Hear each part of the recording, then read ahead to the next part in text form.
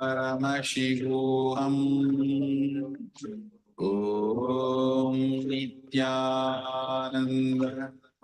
Paramashivoham Om Nithyananda Paramashivoham Om Nithyananda Paramashivoham Om Nithyananda Paramashivoham Om Nithyananda Paramashivoham Om Nithyananda Paramashivoham Om Nithyananda Paramashivoham Om Nithyananda Paramashivoham Om Nithyananda Paramashivoham Om Nithyananda Paramashivoham Om Nithyananda Paramashivoham Om Nithyananda Shivoham Om Nithyananda Paramashivoham Om Nithyananda Paramashivoham Om Nithyananda Paramashivoham Om Nithyananda Paramashivoham Om Nithyananda Paramashivoham Nithyananda Paramashivoham Om Nithyananda Paramashivoham Om Nithyananda Paramashivoham Om Nithyananda Paramashivoham Om Nithyananda Paramashivoham Om Nithyananda Paramashivoham Om Nithyananda Paramashivoham Om Nithyananda Paramashivoham Om Nithyananda Paramashivoham Om Nithyananda Paramashivoham Om Nithyananda Paramashivoham Om Nithyananda Paramashivoham Om Nithyananda Paramashivoham Om Nithyananda Paramashivoham Om Nithyananda Paramashivoham Om Nithyananda Paramashivoham Om Nithyananda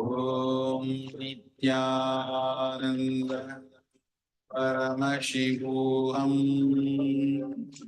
Om Nithyananda Paramashivoham Om Nithyananda Paramashivoham Om Nithyananda Paramashivoham Om Nithyananda Paramashivoham Om Nithyananda Paramashivoham Om Nithyananda Paramashivoham Om Nithyananda Paramashivoham Om Nithyananda Paramashivoham Om Nithyananda Paramashivoham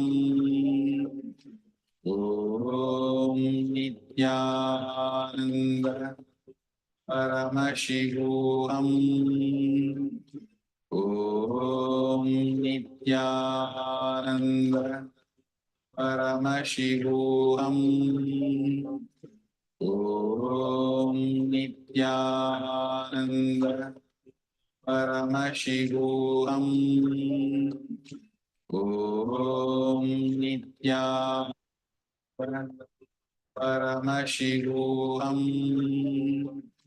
Om Nithyananda Paramashivoham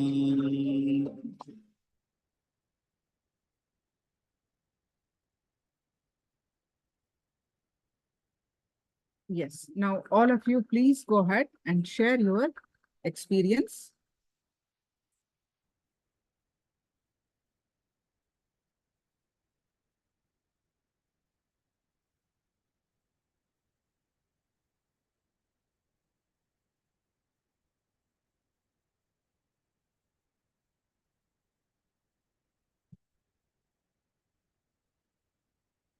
Please go ahead and share your experience.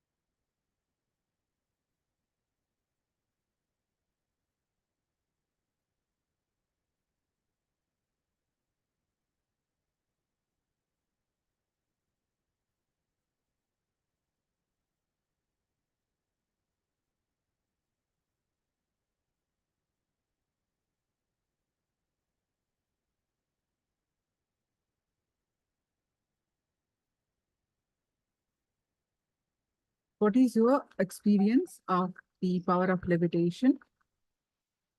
How did you feel? Can you all please quickly share? Ishananda,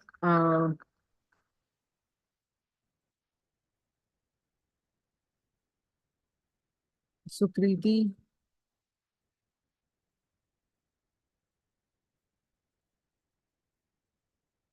all of you, please go ahead, and all others, Wang Jungli,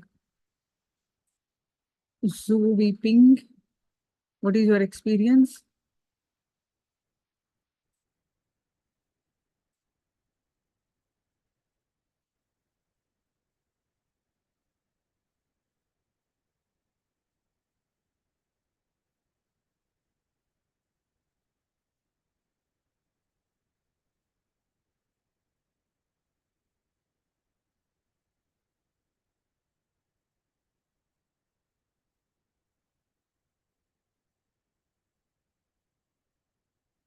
You can only remain without thoughts for a short while, and then thoughts start to appear. There is a feeling in the crown chakra. I think it is the energy coming in the form, the crown chakra, that makes the body shake. Wonderful, ma. Wonderful. All others also please post your experience of the power manifestation, feeling light and calm, drooping. Wonderful. Any others?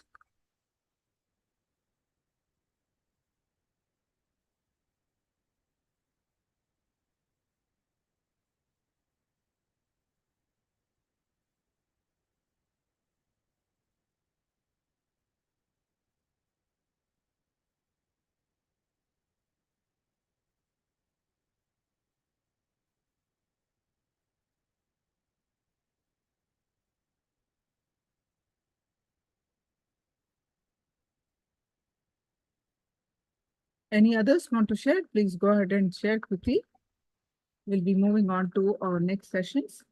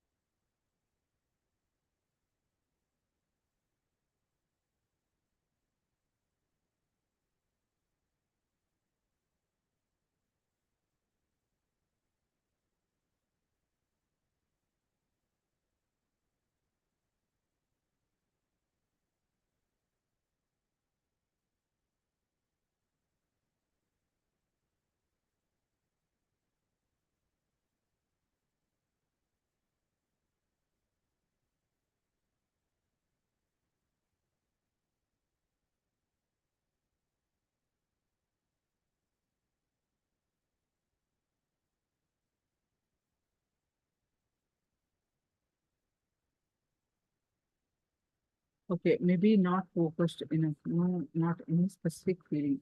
Understand. Okay. So thank you for sharing. We'll move on to our next session. Any questions so far? You please do let me know. We'll continue our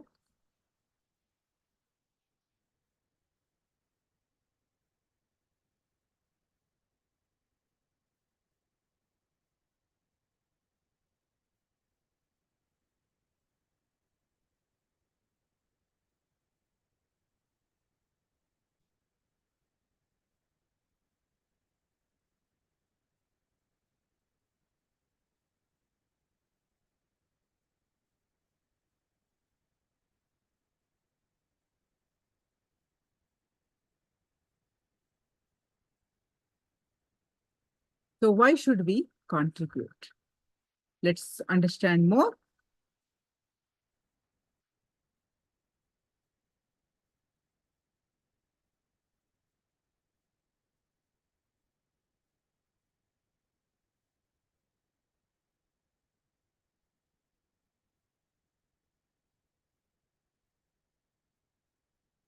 Hinduism is all about contributing.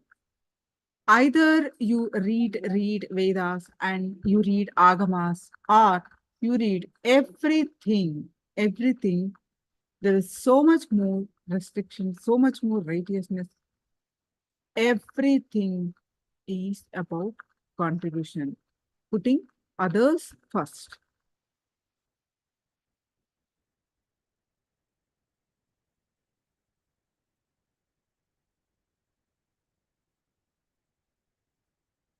Go on contributing, and not only the all possible ways.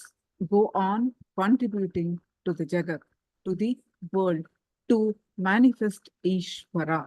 Because Ishvara will be happy when Jagat is happy, meaning the world is happy.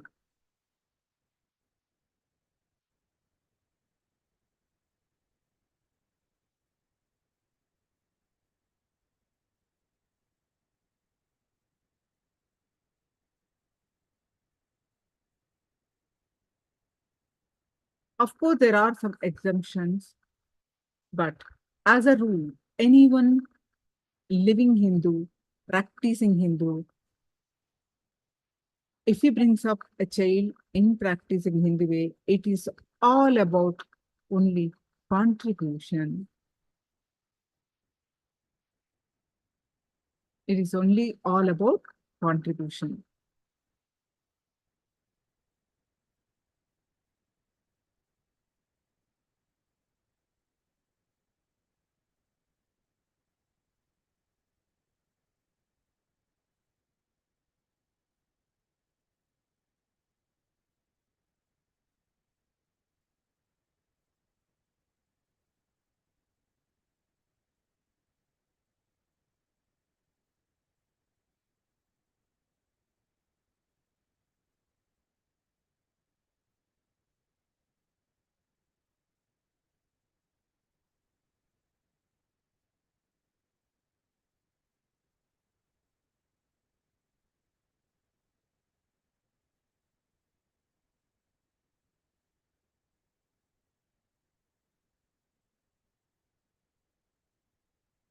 Now, let's listen from Swamiji.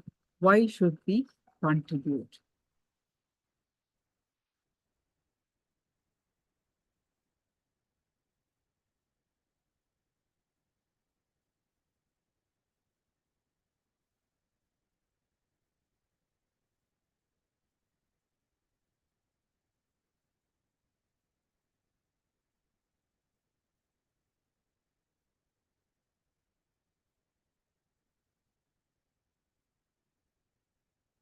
Is Ishvara. Listen, when Jiva feels its existence is to enrich the Jagat, Ishvara manifests through him. That's it. Listen, when Jiva feels he is here to contribute to Jagat, Ishvara manifests through Jiva. That's it. Listen carefully. Ishvara wants the auspicious goodness of Jagat. That is why he made it. He is playing. He is doing the Leela of this Jagat because he wants best things to manifest in the Jagat. So, anyone is in tune with Ishvara's Sankalpa, Shiva Sankalpa of enriching the Jagat, universe. He himself manifests through us. Listen. Hinduism is all about contributing. Either you read Vedas, or you read Agamas, or you read Tantra, or you read Puranas. It is all about contribution. That is why even in the war, so much of restriction and so much of righteousness even in the war.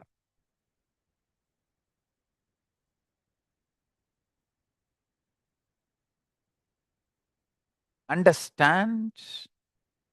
After thoroughly studying all the Hindu scriptures about life, death, war, administration, economy, law and order, social order, enlightenment, after thoroughly analyzing, understand, I don't want to say I have read all scriptures, but I have read enough scriptures to understand what I am talking. After reading all this, I am absolutely convinced Hinduism is all about life positive. Extremely life positive. Whether it is a simple acts you are expected to do, making rangoli with the rice powder outside your house, in front of your house, or applying marudani in your fingers, mehendi, or applying the turmeric powder for your face and kumkum early morning.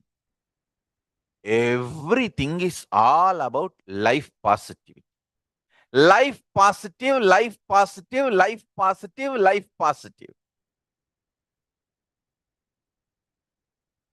Go on contributing, contributing, contributing.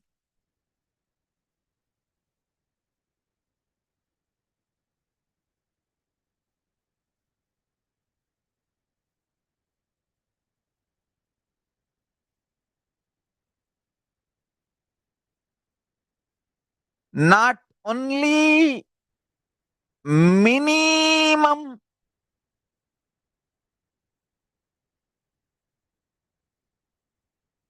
bare minimum, as low as possible, taking back from the Jagat, but giving as much as possible. Hinduism is all about that. That's it. I tell you.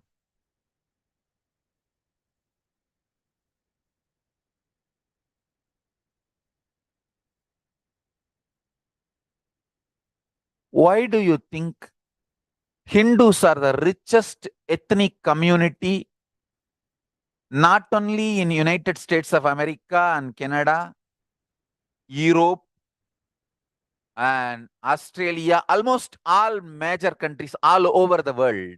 Hindus are the richest ethnic community. I tell you, because from the young age, the religion imbibes this contributing pattern. There will be always exemption that is different, but as a rule, anyone living Hindu, practicing Hindu, if he brings up a child in a practicing Hindu way, it's all about contributing. I tell you, I am so happy. I had amazing examples of contributors in my life whom I can see and grow, and who taught me contributing makes Parameshwara manifest through you. I tell you.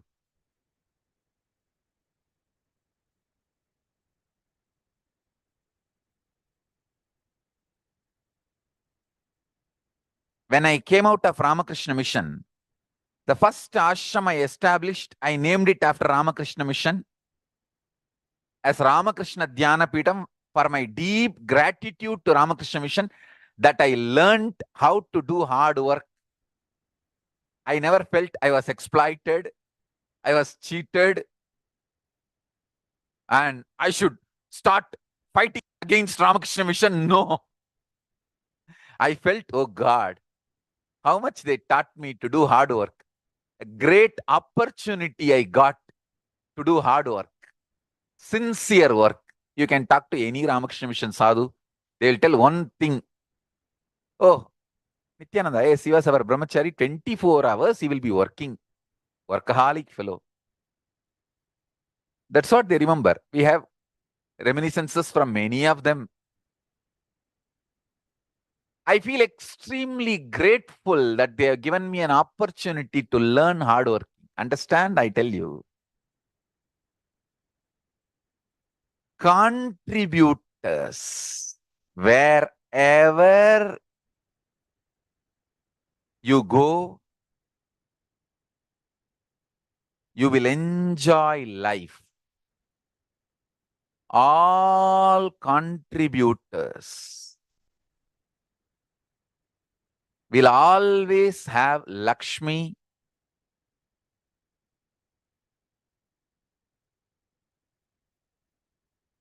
and I tell you, future is for practicing Hindus. Because the truth is becoming authority all over the world. Understand? All over the world, the truth is becoming authority. One of the best thing I realized in my life, when I am seeing so much of attack on me, the truth I realized is I am making the truth more and more as authority, and it is spreading all over the world. That is why the anti-Hindu people are reacting so much. Understand? They may try to create a strategies. Oh, we are not anti-Hindu, we are only anti-Nithyananda. These are all anti-old strategy. AUNTY. They may create more strategies. But I tell you, I am establishing more and more truth as authority in every field. In the future, only contributors are going to survive. See, you can make fun of me, troll me for a few days when I said there is something more to E equal to MC square. When I make this kind of statements, like I'm saying that zillions of universe rays exist for zillions of years and dissolve, get pulled out of delusion and gets liberated. All this happening now without time gap. You can troll me for a few days. But soon, scientists are going to become curious about what I am talking. And they are going to understand I am making sense. And they are going to understand I am really contributing to their thinking and furthering their researches and their new breakthroughs, discoveries to make world better living place. Understand? Once people start understanding I am contributing and I am establishing the truth as the authority,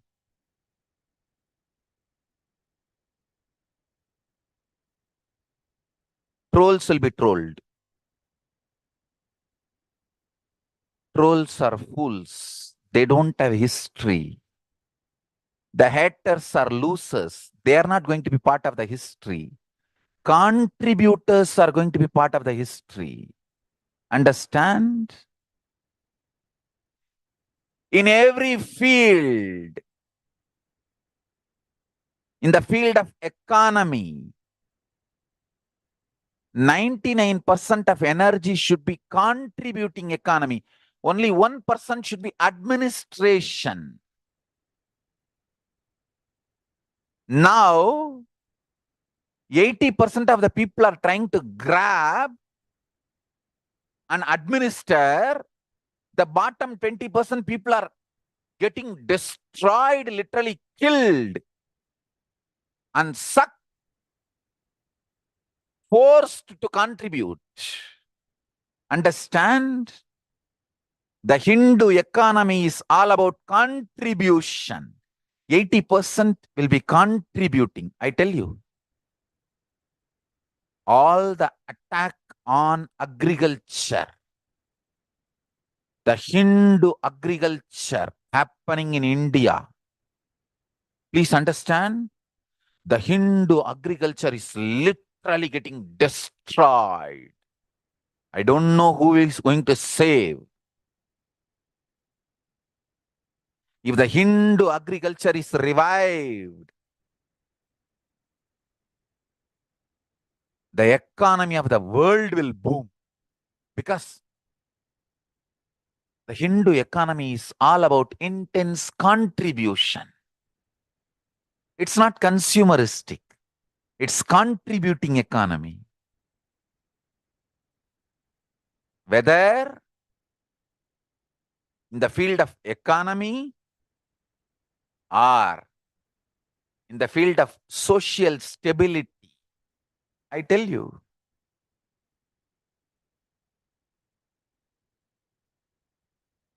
the idea of charity in Hinduism is to keep the society stable. Taking care of your elders, parents. It is because of the Hindu lifestyle still alive. Indian government does not need to spend billions and billions of dollars to maintain the elders of the India. Elders of India are not at all a load on government, Indian government, because of the Hindu lifestyle and Hindu thought currents.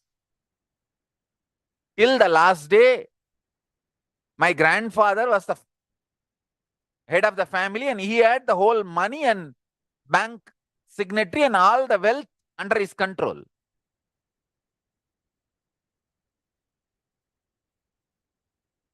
There is no retirement concept in Hindu family style. And I tell you, the Hindu profession is always father teaches to son, son teaches to grandson, specialization based.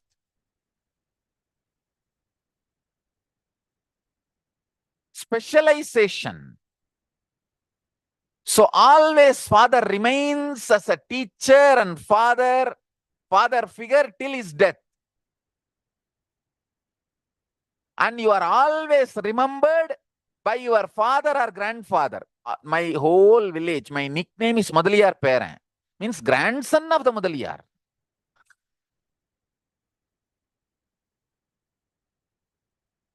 Understand the social stability. That is why it is now 10,000 years.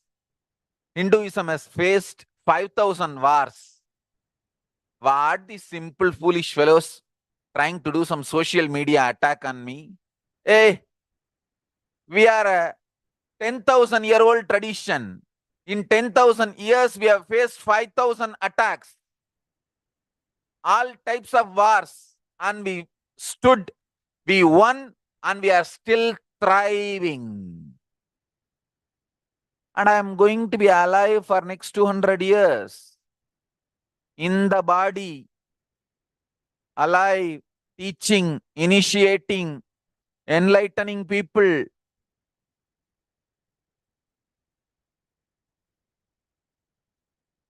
And creating a huge sannyas sampradaya.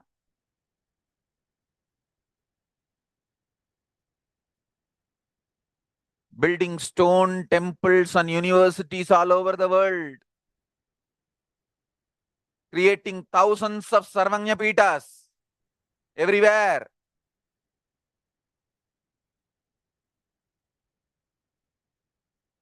I'm happy to announce one good news that we are getting a property in Sri Lanka. There is in 18 Adinams traditionally, Varani is one of the place. In that 18 Adinam, Varani Adinam is one of the important Adinams. Varani Adinam is the only Adinam outside India. In Sri Lanka. So in that Varani place, somebody is donating a place, we are going to revive that Varani Adinam. Now, I don't know whether that Adinam exists or not. We are going to revive Varani Adinam. There are well-known 18 Adinams, like Kanchi Tondai Mandala Adinam, Madurai Adinam, Tiruvavadurai Adinam, Dharmapuram Adinam, Swargapuram Adinam, Sirgazhi Vellalar Adinam. Like that, 18 Adinams were popular once upon a time. In that, one is Varani Adinam. Unfortunately, Sirgazhi Vellalar Adinam Mandal, we don't even know where it existed, and absolutely not there. Tanjavur Adinam, Sirgazhi Vellalar Adinam, Tiruvarur Adinam Mandal, we don't even know where it is now. And I am trying to revive wherever it is completely non-existent.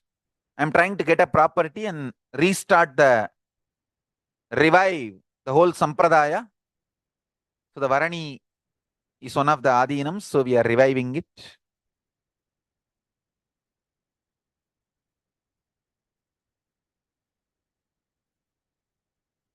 Go on contributing. Contribute.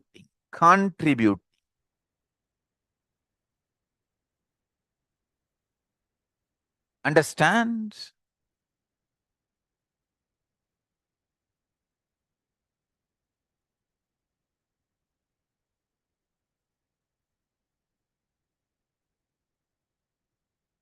It's a contribution through which Paramashiva manifests through you. Of course, we need to tell the world how much we have been attacked, how much Hinduism has suffered, and Hinduism is going through. We have to tell the world, no doubt. But the brand of Hinduism is empowering and enlightening. Understand? Empowering and enlightening and enriching is the brand of Hinduism.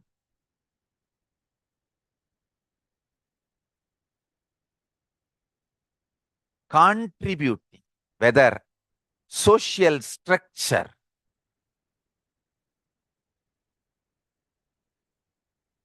economical structure, even after being swindled so much by so many invading nations, still India is able to withstand. It is because of the contributing thought current of Hindus.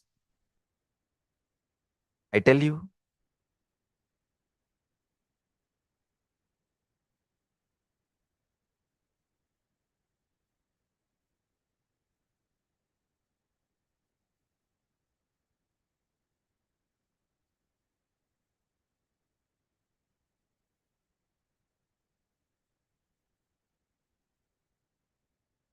Charya Pada. Last few days I am talking about Charya Pada.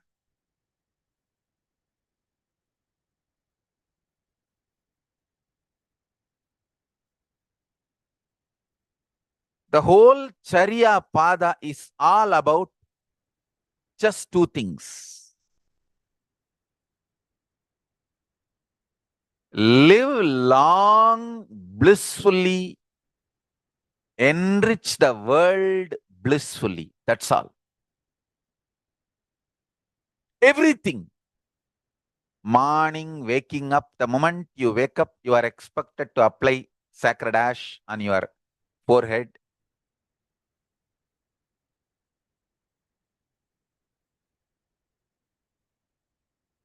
Remembering how whatever you saw in the dream is now ashes, which is inside your head.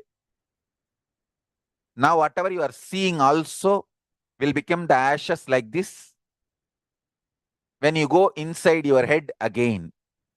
Remember that and apply the vibhuti. That's it. What you saw inside the head as dreams, what you are seeing outside the head as universe, both are just the same ashes. Remember that and apply. That's it. When you remember that, you will have so much energy, life, strength to contribute.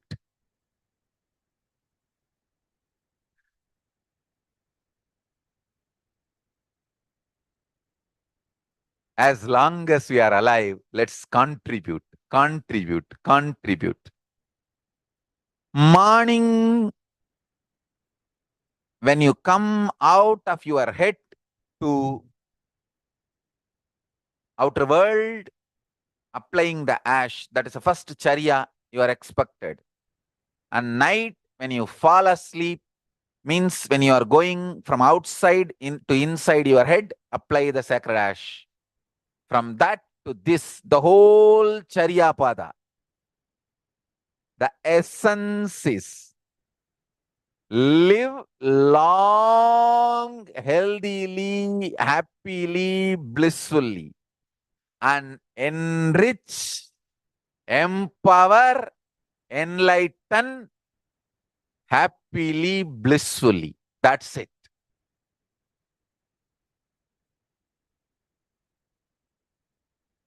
The whole Charya Pada purpose is this only.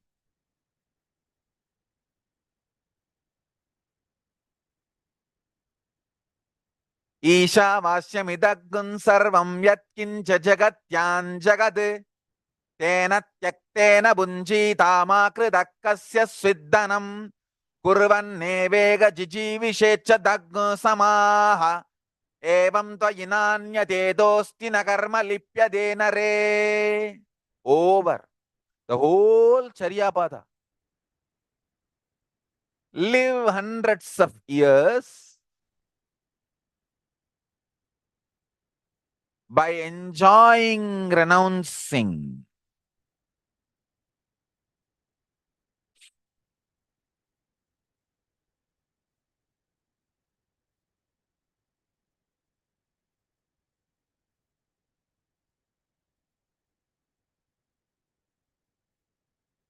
I tell you.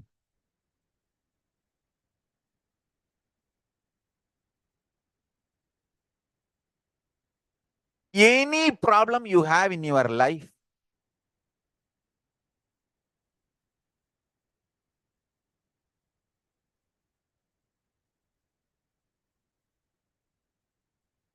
any problem. Maybe it is you are struggling in your office without having a breakthrough. You are struggling in your personal relationships without having a completion. You are struggling inside your head, or you are struggling with some anger and frustration. Any problem you have, it all boils down to one: not having inspiration. I tell you. Solution for not having inspiration. Simple solution. Watch satsang every day. Anybody, your friend or anyone has any problem, make them watch satsang every day, because Hinduism is all about extreme inspiration. I will go on be giving inspiration. In various languages I may speak. One day I'll speak about yoga, one day I'll speak about puja, one day I'll speak about powerful cognitions, one day I'll speak about Swarga, one day I'll speak about Naraka, one day I'll speak about your stomach, one day I'll speak about Raurava Naraka, Kumbhibhagam,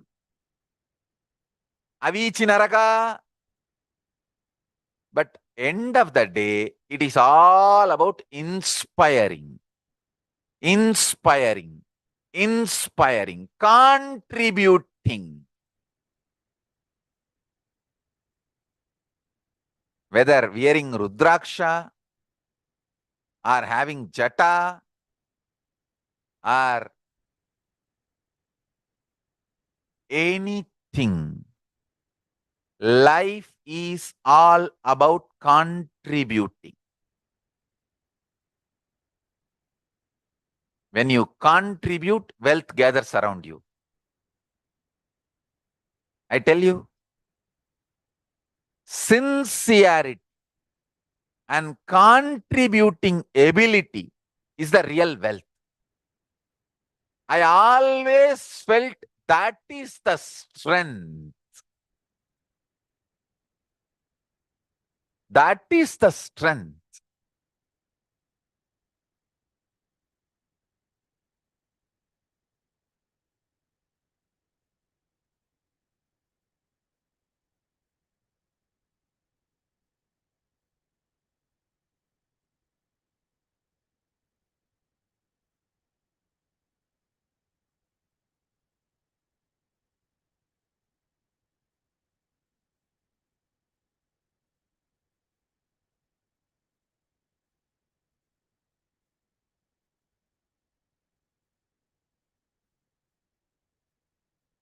Wherever I saw sincerity, contributing, I saw Lakshmi energy showering, living happily.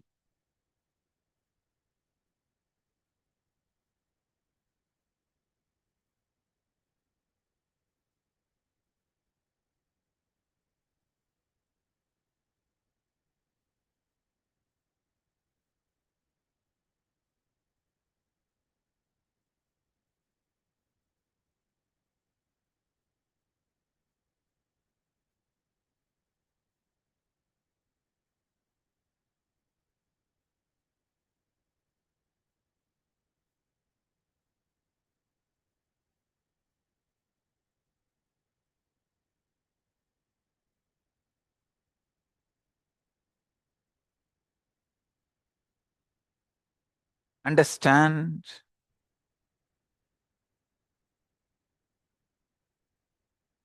End of the day, contributors will be part of the history.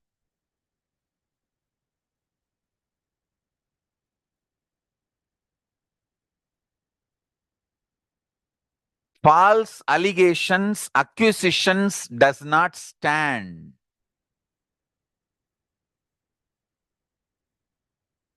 That all that does not stand.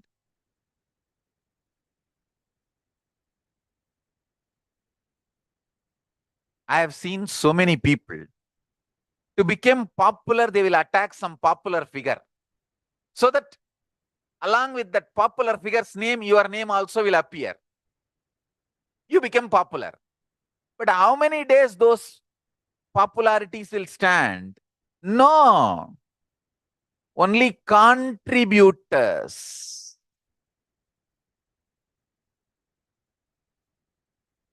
Stand in history. Understand? You can go on cooking up false allegations, false stories, false theories, try to get false evidences, do all kinds of abuse. But how long it will stand? It can't, it won't. Contribution. Understand? If you see my life, 41 years, 20 years of recorded life, I have continuously, intensely contributed to people's consciousness.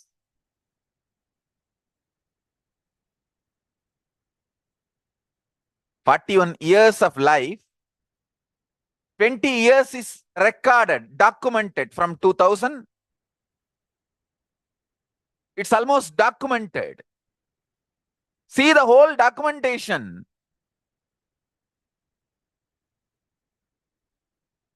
In the 20 years, I don't know whether 30% or 40% of the days we have video record of me sitting 20 hours, 18 hours continuously and talking to people, initiating people, giving energy darsans, giving spiritual counseling, healing, continuous contribution. Understand? This documented life, 20 years.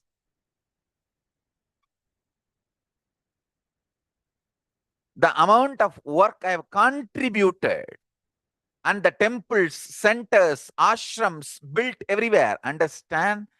Contribution stands. That makes you complete blissful.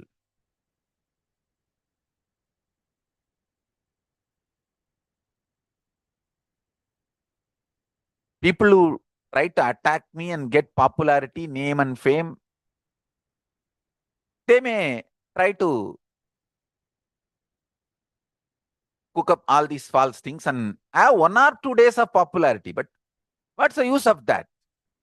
That's not going to help you forever in the life in any way.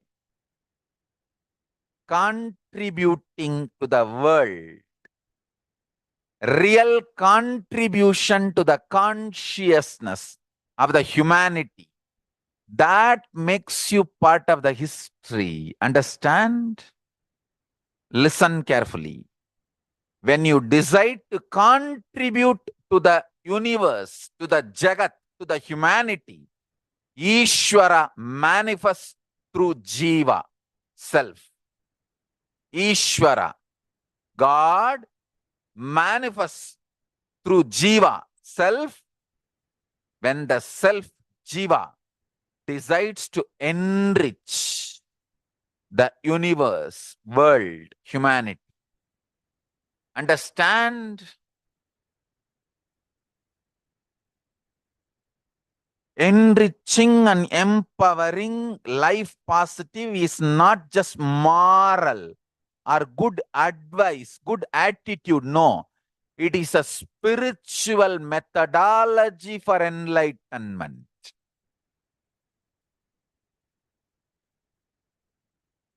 When you give one free meal, your stomach gets pure. Listen. When you give one free meal, your stomach gets pure. Your guts gets cleaned. You decide to give your own meaning for this statement. What I made is the ultimate truth. In every level, enriching, contributing, life positive.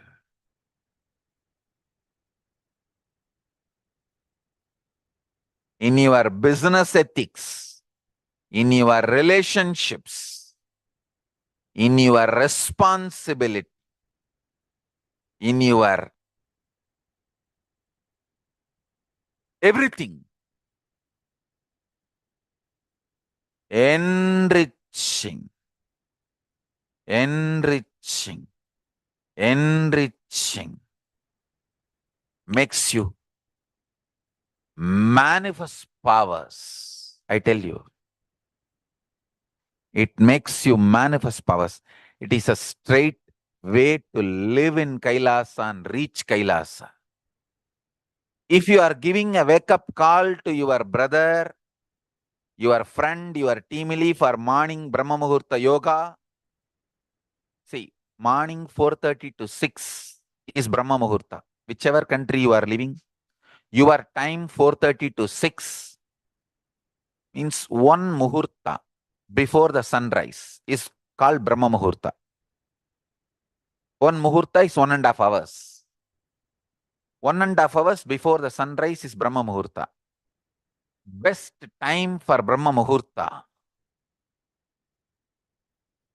is, understand, best time for yoga is Brahma Muhurta. Best time for morning yoga is Brahma Muhurta.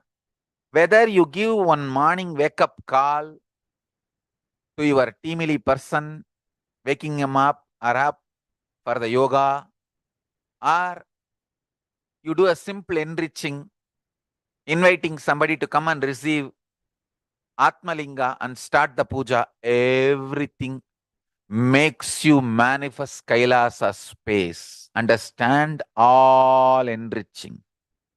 Or you just press a simple share button of Swamiji's satsang to your friends and family or somebody, all enriching. all enriching, makes you manifest Paramashiva.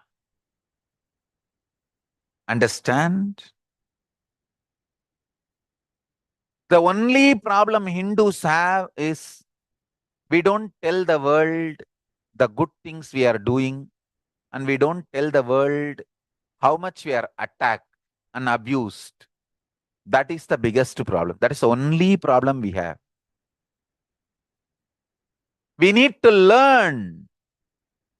We need to learn to tell the world all the good things we are doing and all the attacks we are going through. Enormous atrocity material generated on Hinduism, false allegations, abuses, name calling, cow worshippers, idol worshippers. Come on.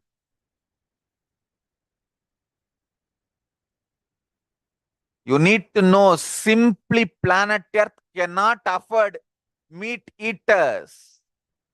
Sooner the planet Earth realizes good for all of us. Simply planet Earth cannot sustain, cannot afford meat-eating lifestyle of human beings. Sooner the human beings realize good for the planet Earth, understand that.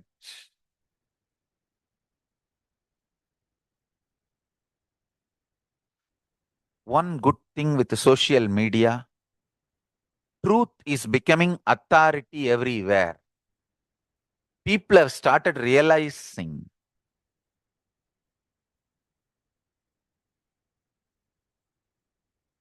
truth is the only authority.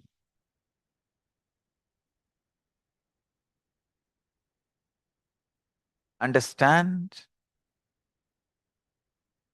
The future is going to be all for contributing traditions.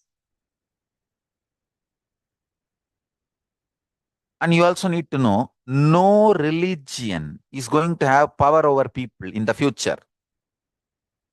Only all is going to become traditions. And only the contributing traditions are going to have power over people. Yoga is going to become a largest practice religion because it is contributing to people directly. Puja is going to become the largest practiced ritual on the planet Earth. Nitya Puja, because it is contributing to your consciousness.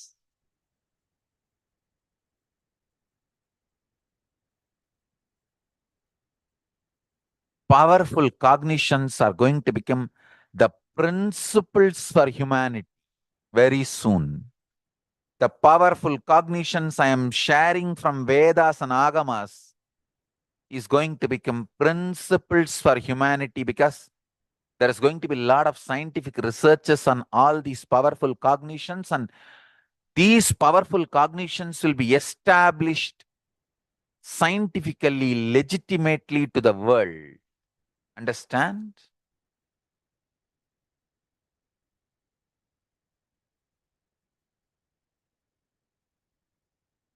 The job really Hindus need to do is to tell the world. I have incorporated this KAILASA, nation without borders. KAILASA, nation without borders. In a way, I can say whole universe is the KAILASA.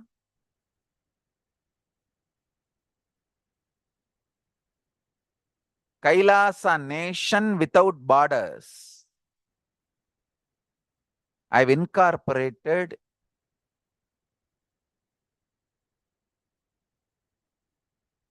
in multiple countries.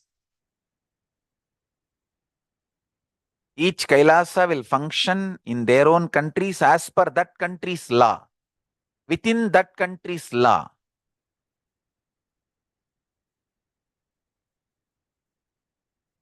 Understand?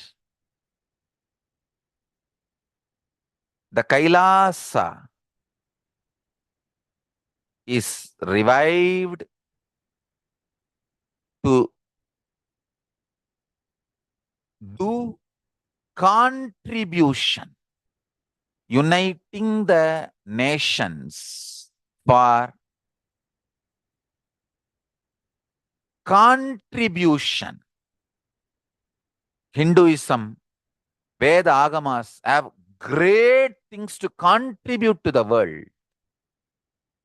Like the great power manifestation science, the ancient culture and arts, the ancient lifestyle truths, the ancient medical practices and medicinal knowledge, the ancient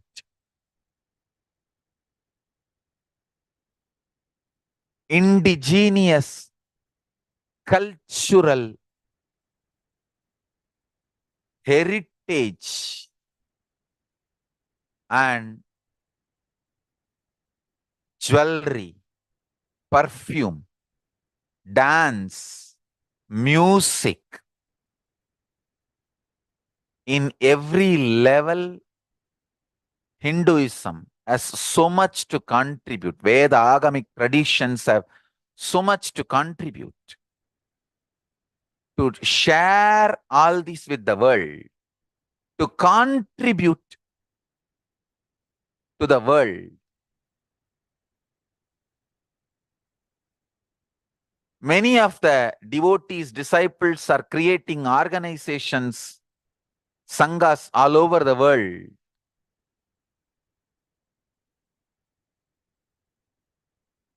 Uniting nations for the purpose of contributing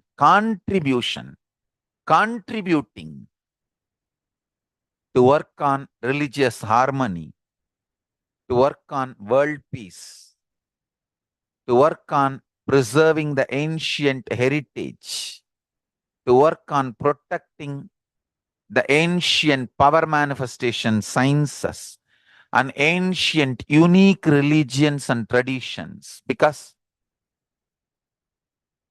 people are trying to destroy indigenous cultures, the racists and supremacists. Racist supremacists are trying to destroy indigenous cultures all over the world, calling them cult and calling them all bad names and destroying them. All those indigenous traditions have so much to contribute to the humanity and the world. All of them need to be protected. All of them need to be safeguarded.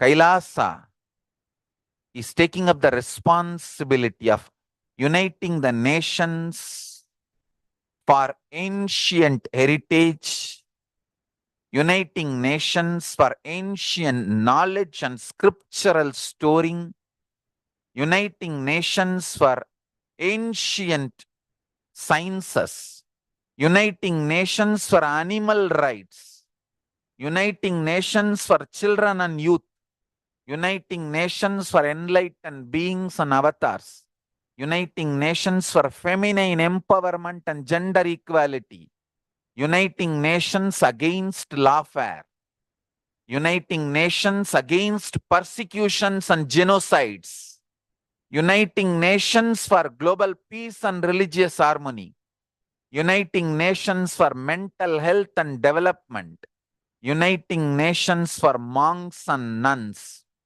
uniting nations for mystical and spiritual sciences, uniting nations for nutritious food and hunger-free world, uniting nations for persecuted religions, uniting nations for revival of ancient civilizations, uniting nations for unique religions, uniting nations for yoga, uniting nations for ancient sacred arts and ancient sacred sciences, uniting nations for consciousness studies and consciousness practices, uniting nations for enlightened cultures and arts, uniting nations for indigenous aboriginal nations and traditions and cultures, uniting nations for advocating peace, uniting nations for yogic sciences, uniting nations for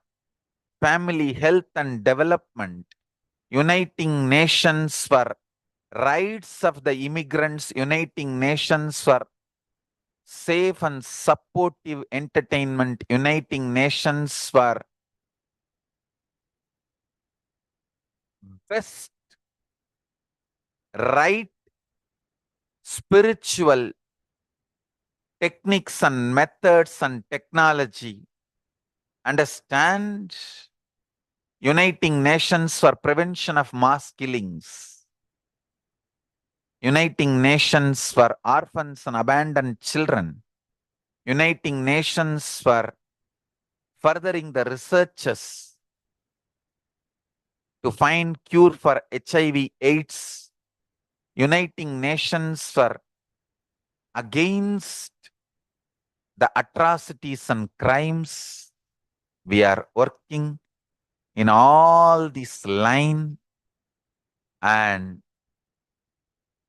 devotees, disciples, volunteers are creating organizations in multiple nations to do all this good work.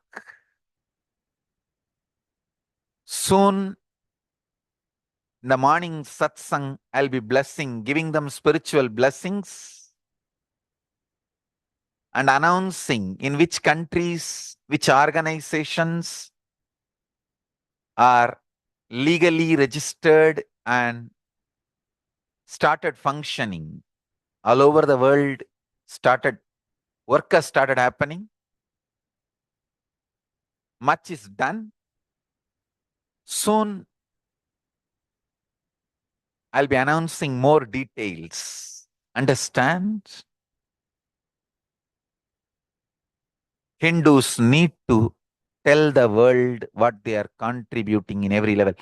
The brand of Hinduism itself is enriching and empowering and enlightening. Hinduism is all about enlightening the world, empowering, enlightening, enriching the world, contributing.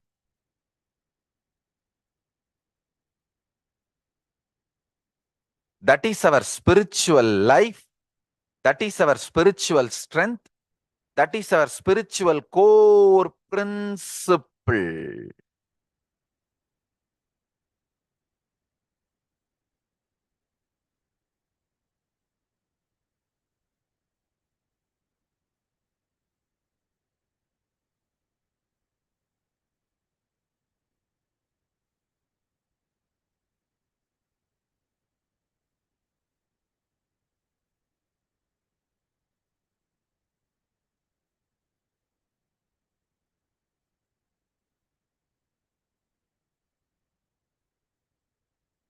When you contribute, life explodes in your consciousness.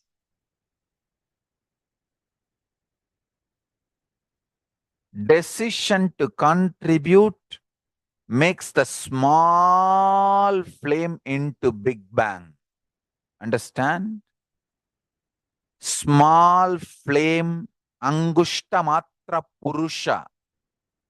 The consciousness in you, which is just thumb size, angushta matra purusha, awakened with the decision to contribute, can become Parama Purusha, explode into big bang of Parama Purusha. Contribution, decision to contribute.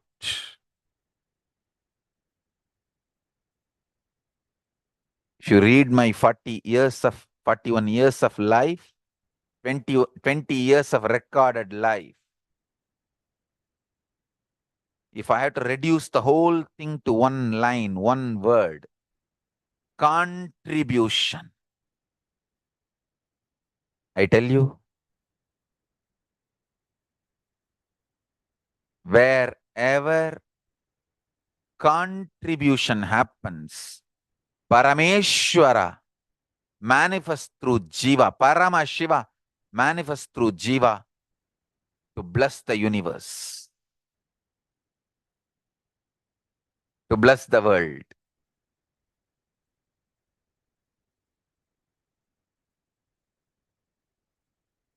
Whether in the field of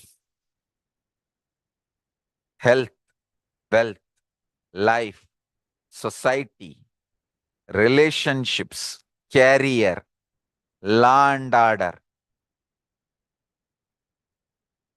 administration, economy, education, health, medical care, in every field. Hinduism is all about contribution. The Hindu medical researchers, the great Siddhas, they always do research and development to make the medicines,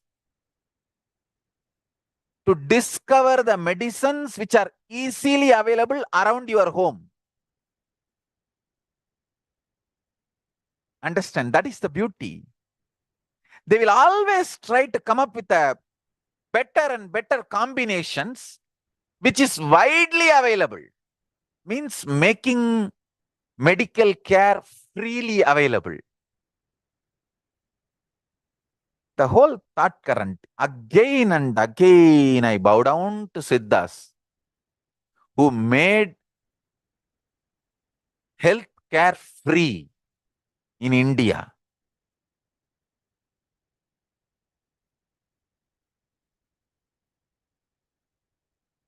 Till the time I grew up, I remember literally healthcare is free in the whole village because we all know simple 50 medicines which we can get from Tiruvannamalai Hill, which almost keeps 99% of diseases away from us. 99% of the city is kept healthy.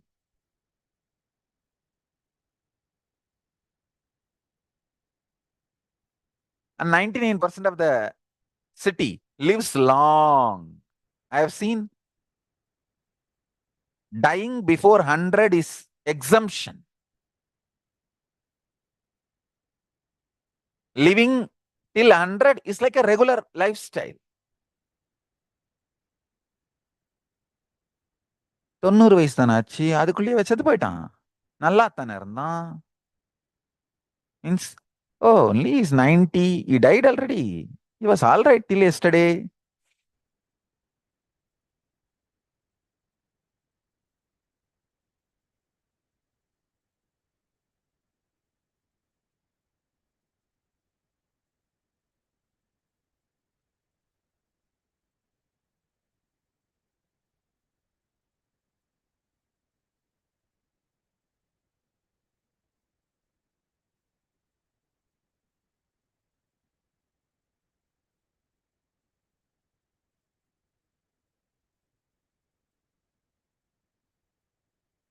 Fundamental principle of contribution was the core context, whether they do research and development on medical care or they do research and development on law and order issues, or they develop a new law, or they develop the idea of what is valuable socially and what is economy, what for human beings should work, what is poverty and what is richness, what is having, what is not having. Even these definitions are framed based on the core principle of contributing. Who will be respected in the society and who will not? who will have the best things of the society and who will not. All these decisions are made based on the principle of contribution.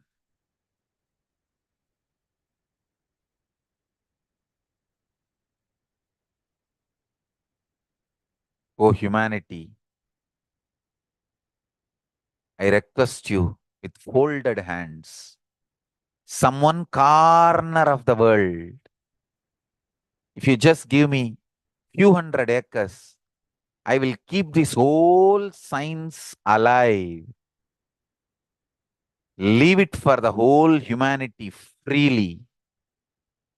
Fortunately, Paramashiva has given me the power to decode all this Hindu medicinal system, Hindu judiciary system, Hindu social law and order system, Hindu power manifestation system, Hindu mental sciences system, Hindu yogic sciences, the sciences of Hindu biology, Hindu physics, Hindu psychology, Hindu physiology, Hindu chemistry, all this Paramashiva has given me the power to decode whatever the remaining scriptures are available with the humanity.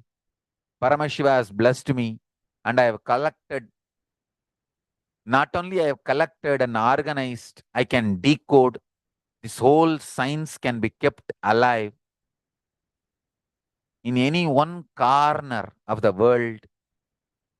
Just few hundred acres are given for me to live peacefully and exist peacefully. I can store this whole thing alive and contribute it to humanity. Humanity can become better and better and better. I can make the planet Earth so much better place to live. I am here to contribute, and I will continue to contribute.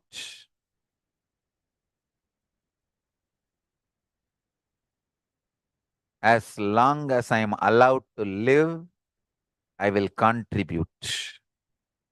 I have collected all the remaining available scriptures, maybe 2 crore books.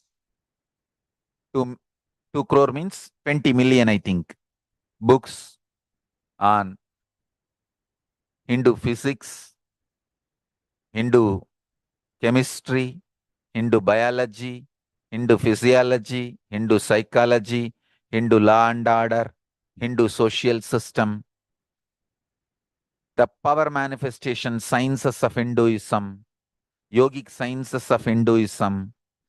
I have collected, and Paramashiva has given me the blessings and power to decode. I have decoded and continuing to decode them. If the humanity, somebody is kind enough to give me few hundred acres in one corner of the world and let me live peacefully, I can keep all these scriptures there and go on sharing with the world, revealing these whole sciences to the world, and go on contributing. I don't need anything other than one cup of curd rice every day. That's all. A cup of curd rice per day over. I can go on be giving this to the world. I can add to the world. I can make the world better place to live. That's all I have to say.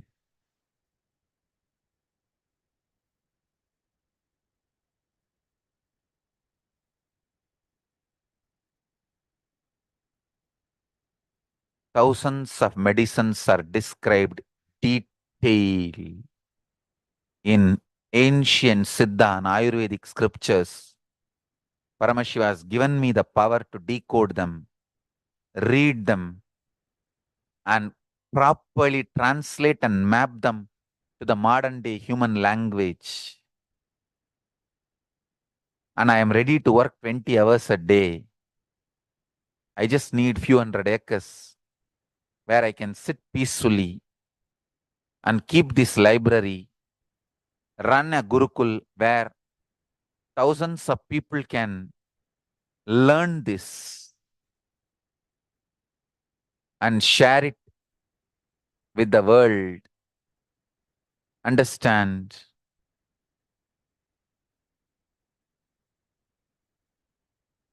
I am only interested in contributing.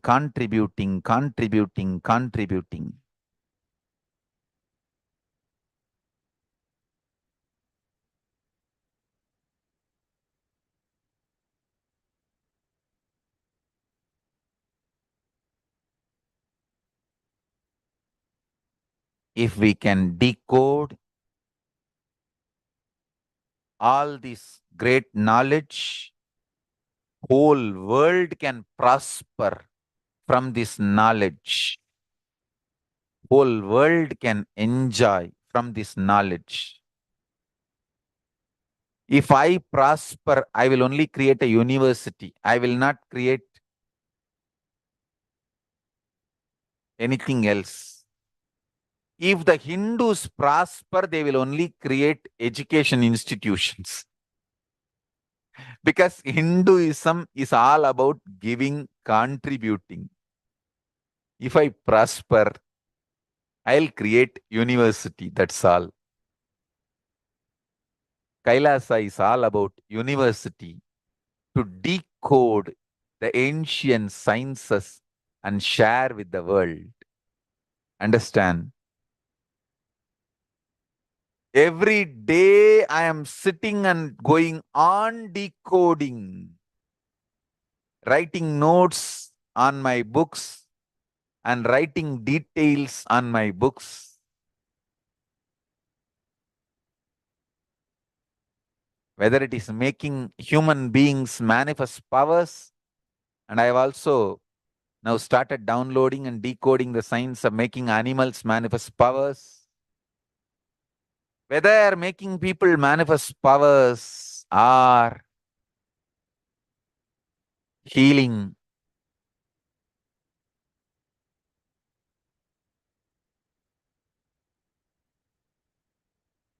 in every level, life is all about contribution.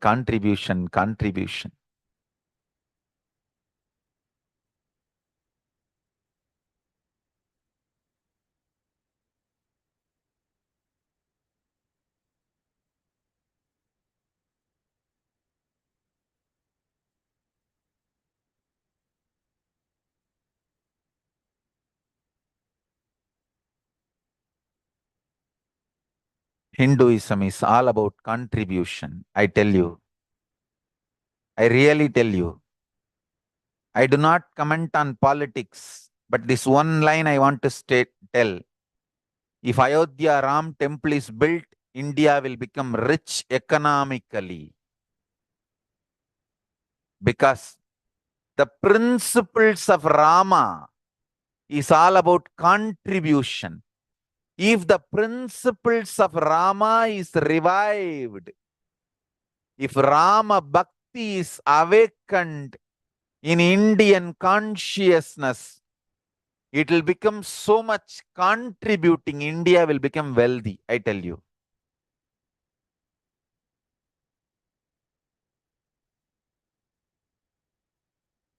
India will become wealthy, I tell you.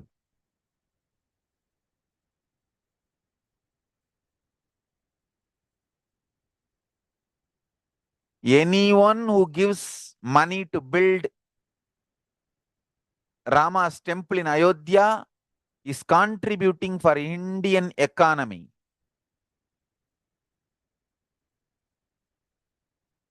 Of course, I have nothing. I am not even a member of any organization.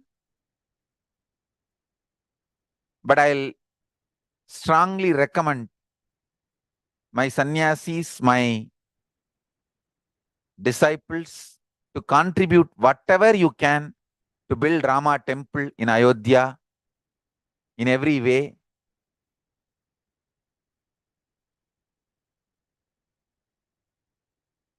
Because Rama is all about contribution. Rama is Tyaga Raja. His whole life he has contributed. Even he is sending Sita to forest is his Tyaga. Understand? He was in extremely love with her. Literally, Sita is part of Rama. Like how Parashakti is part of Paramashiva. Sita was part of Rama. But to keep the social stability, he sacrificed even Sita. It was more painful for Rama than Sita, understand. The modern day feminists go on abuse Rama for this one act. I tell you, Rama suffered more than the Sita for sending Sita to forest. It is sacrifice of Rama to keep the social stability.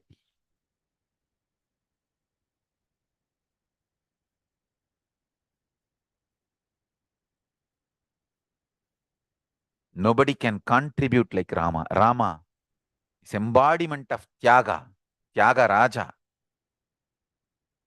And we should not judge those great people's act based on the today's modern days situations and social setup. See, at that time, what was the society? How was the situation? All that we should think before judging them, commenting on them. It's not like a Facebook post you read and you put any comment you want. No.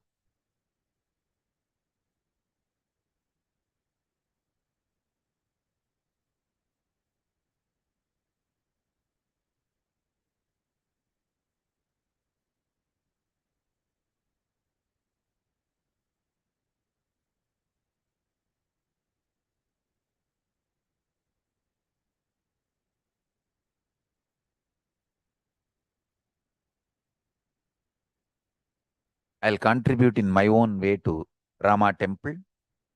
I don't want to say I don't have anything. Lakshmi is with me. I know.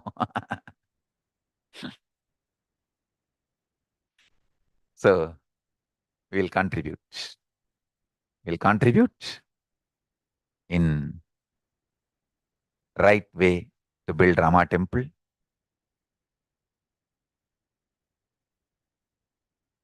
Building Rama temple will raise the economy of India.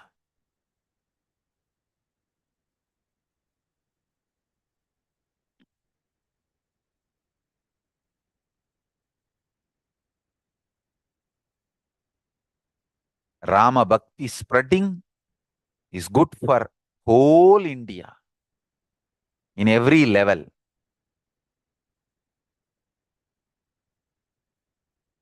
Socially, morally, spiritually, economically, legally, in every level, Rama Bhakti spreading is good for India and the whole world, actually, in a way.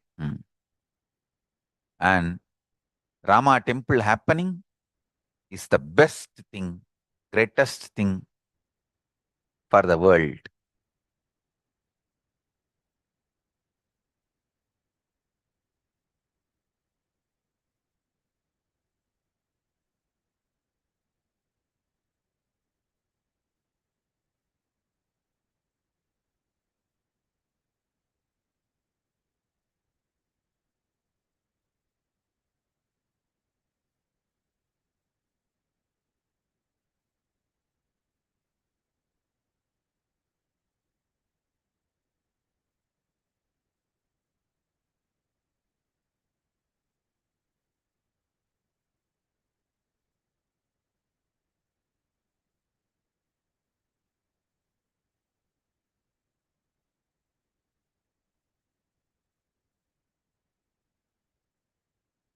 I want to tell this to my sannyasis.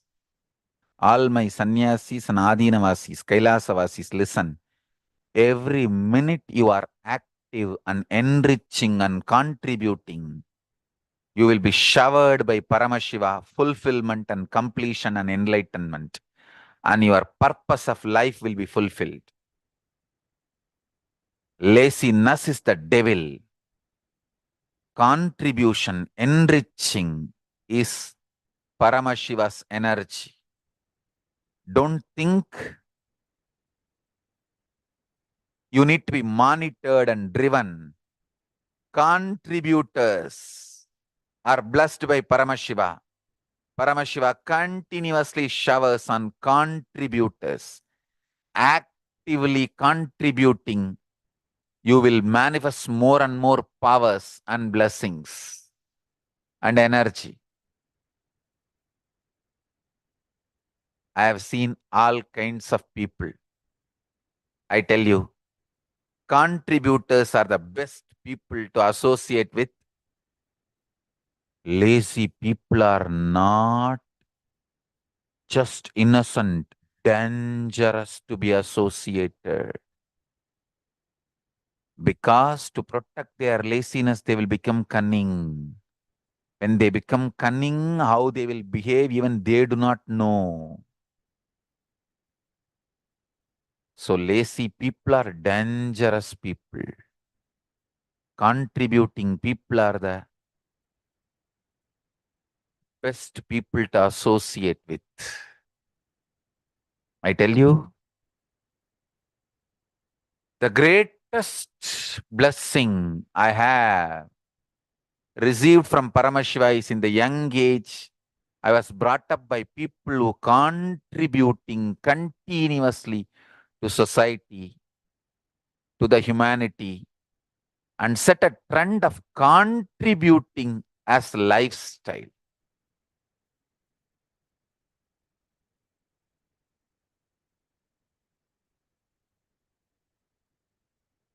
Just see the autobiography of the Avatar website. I think now almost 1,000 slides they have put, collecting, presenting all the different events.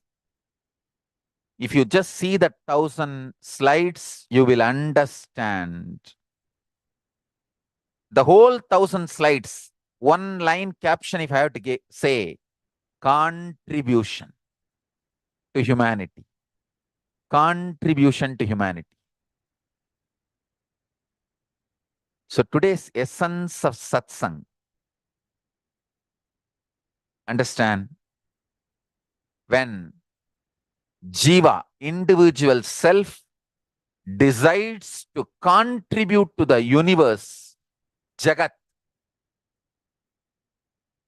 Ishvara, Paramashiva himself manifests through Jiva.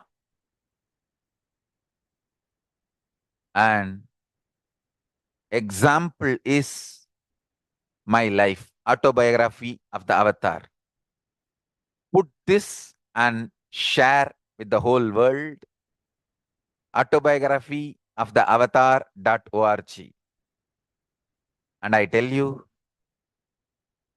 today we will have Vakyartha Sadas in the Sri Nithyananda Paramashivam Facebook profile on how to contribute and make the Kailasa ecosystem around us. How all of us can contribute and make the Kailasa ecosystem around us. Contributors live happily. Contributors live as Shiva, Paramashiva himself. So now, I'll connect all of you with the space of Kailasa, with the grace of Ganapati, Nandi, and Paramashiva. You need all three blessings and Devi. Of course, all gods and goddesses, mainly Ganapati, then Nandi, then Paramashiva and Parashakti. Of course, Subramanya and all the gods, all of them exist. Let's connect with them and experience the space of Kailasa. Sit straight, chant Mahavagya intensely.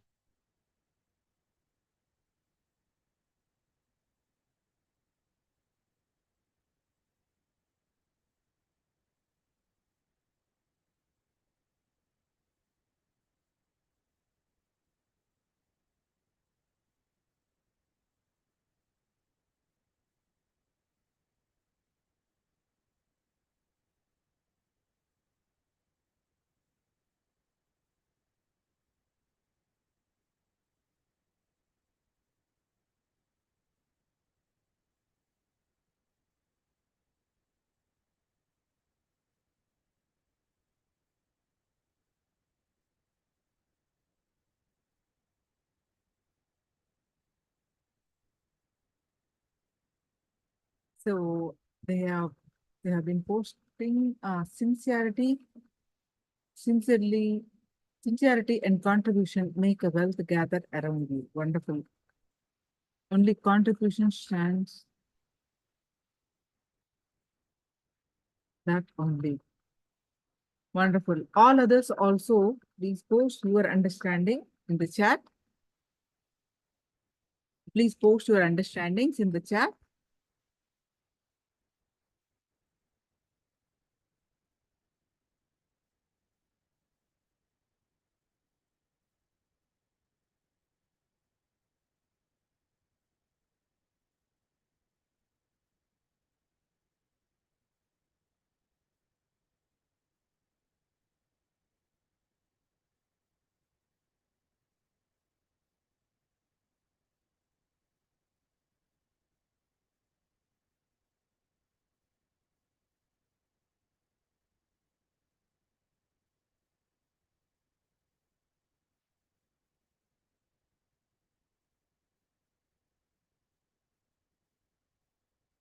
Yes, now please go ahead. We're going to do the one more round of power manifestation of the levitation.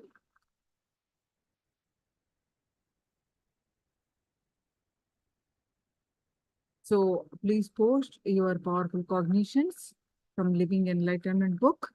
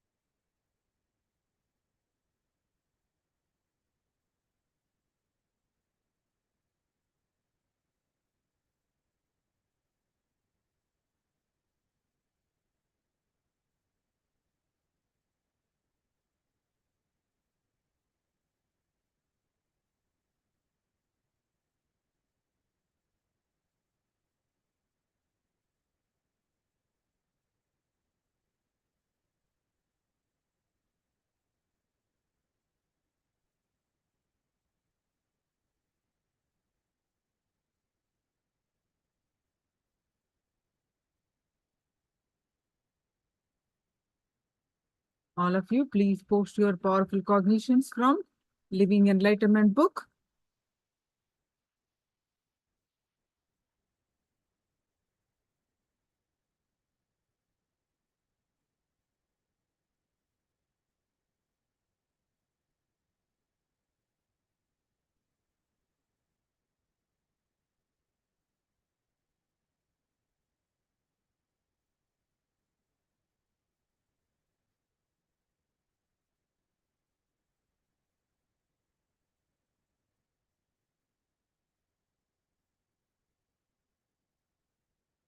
Yes. Now, please sit straight with your head, neck, back straight leg. Sit cross-legged or sit in Padmasana or cross-legged. And hands in Samana Mudra and put it in your lap.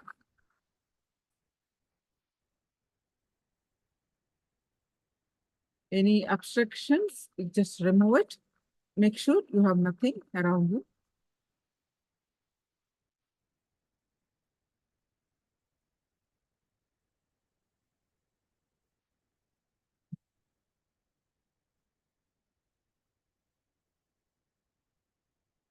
The powerful cognitions posted are sannyas is a conscious decision to live in the truth immediately in your life. Wonderful.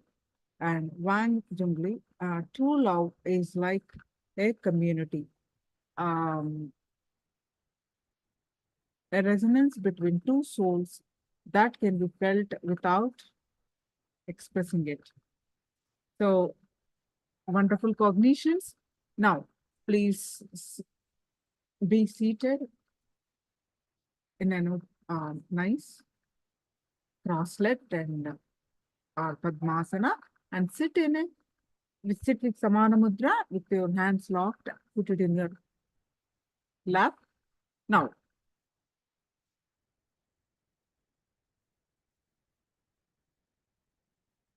Now visualize Swamiji's form in your third eye. Visualize Swamiji's form in your third eye.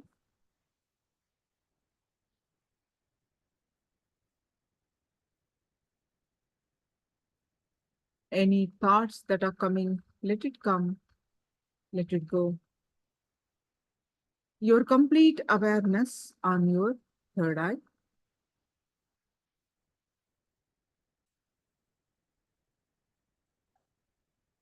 Now intensely chant the Mahavakya. Om Nithyananda Paramashivoham. Intensely chant the Mahavakya and experience the space of oneness. With that space of oneness,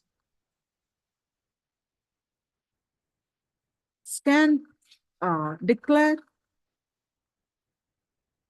to levitate, lift off the ground.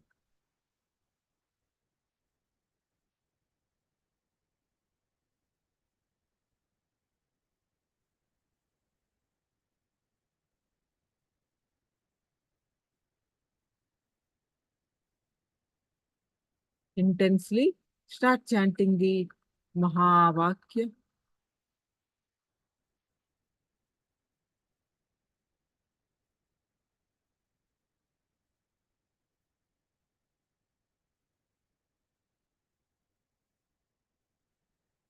And experience the space of oneness.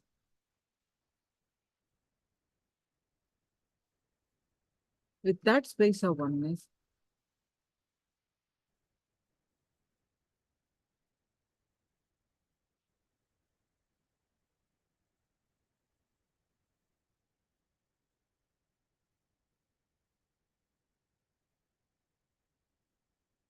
declare to levitate.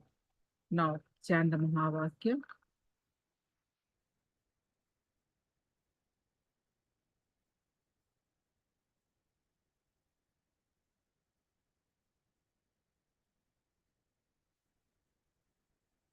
I bless you all.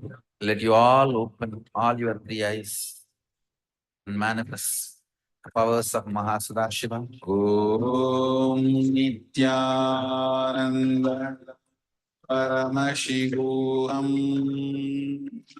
Om Nithyananda Paramashivoham. Om Nithyananda Paramashivoham. Om Nithyananda Paramashivoham.